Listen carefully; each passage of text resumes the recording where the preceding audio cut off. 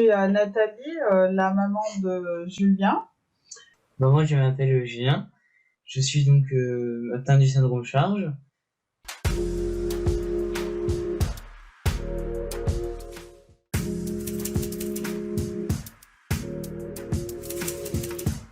Le syndrome Charge, c'est une maladie génétique rare qui touche entre un enfant sur 12 000 et un enfant sur 15 000.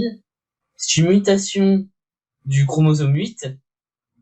Et en fait, Charge, c'est un acronyme qui explique la plupart des atteintes sensorielles de la maladie, comme le colobome, donc les yeux, les retards de croissance, les problèmes, plusieurs problèmes, les problèmes auditifs, visuels et d'autres problèmes.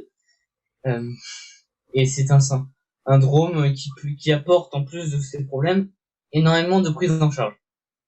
C'est pas une maladie, quoi. C'est un syndrome. Donc, du coup, c'est plutôt une association de malformations et de handicap.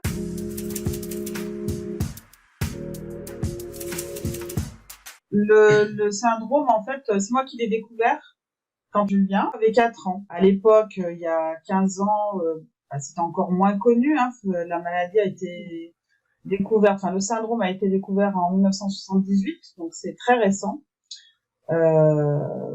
Et du coup, le diagnostic a pas du tout été fait. On a traité les problèmes au fur et à mesure qu'ils arrivaient, et les généticiens n'ont pas fait le lien. Voyant que quand même il était quand même porteur de pas mal de problèmes. En plus, le colobome c'est pas courant. Il y avait les problèmes rénaux, enfin beaucoup de problèmes qui étaient pas très très courants et qui se surajoutaient. Donc j'ai décidé de faire des recherches sur internet parce que ça me semblait pas possible toutes ces coïncidences.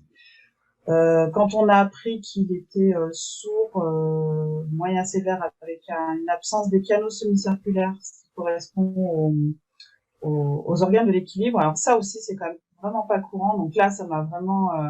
voilà. Donc j'ai cherché pendant, on va dire, à peu près 3 jours, 3 nuits. Bon, je travaillais, donc dès que j'avais du temps, je faisais ça. Et quand j'ai trouvé le lien, j'ai en fait fait des codes couleurs par rapport aux différents comptes rendus des médecins. Et puis j'ai appelé le pédiatre de mon fils et je lui ai dit que je pensais que j'avais trouvé. Donc je l'ai envoyé par courrier. Et quand il l'a reçu, il m'a dit oui, on dirait vraiment que c'est ça. Donc comme j'avais eu un peu des mots, on va dire, avec le généticien, parce qu'il me croyait pas quand je lui disais qu'il y avait quelque chose. Donc du coup, j'ai demandé au pédiatre de passer par lui et de voir avec lui ce qu'il en pensait. Donc il nous a rappelé, Julien fait la prise de sang et qui a été donc analysé à Necker. Et donc la confirmation a été faite qu'il y avait bien la mutation du chromosome 8.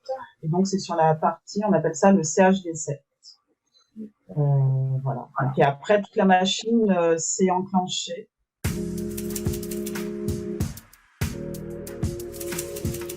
À partir du moment de toute façon où je lui ai envoyé, le généticien m'a rappelé immédiatement.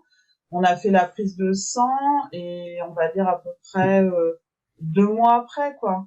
Ça a été quand même assez rapide. On a eu la confirmation. Donc, entre-temps, comme j'avais quand même vraiment un gros doute, parallèlement, je me suis rapprochée de l'association du syndrome et donc j'ai tout de suite sympathisé avec quelques personnes qui m'ont dit il faut absolument que tu viennes à l'hôpital Necker, c'est le centre de référence, de toute façon qui est unique en France d'un point de vue purement médical, quoi. Et du coup, j'ai pris rendez-vous avec le généticien, avec la spécialiste plutôt. Et on est allé, donc on avait rendez-vous au mois de novembre, je crois. Moi, en fait, je l'ai découvert, on va dire, aux alentours du mois de février-mars. Et en novembre, on était à Necker. Et à partir de ce moment-là, notre vie a vraiment basculé.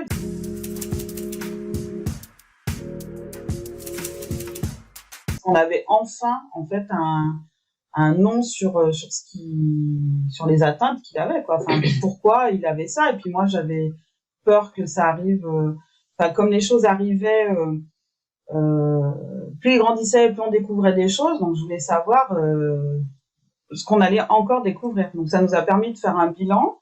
On est allé à Necker, il a été en hospitalisation. On a fait le bilan des possibles. Et du coup, bon, bah, après, on a pu mettre des mots, on a pu mettre en place des choses à l'école, faire des demandes, une demande auprès de la MDPH pour avoir des droits en termes pour nous aider pour la rééducation, parce qu'il y a beaucoup de choses qui sont pas prises en charge.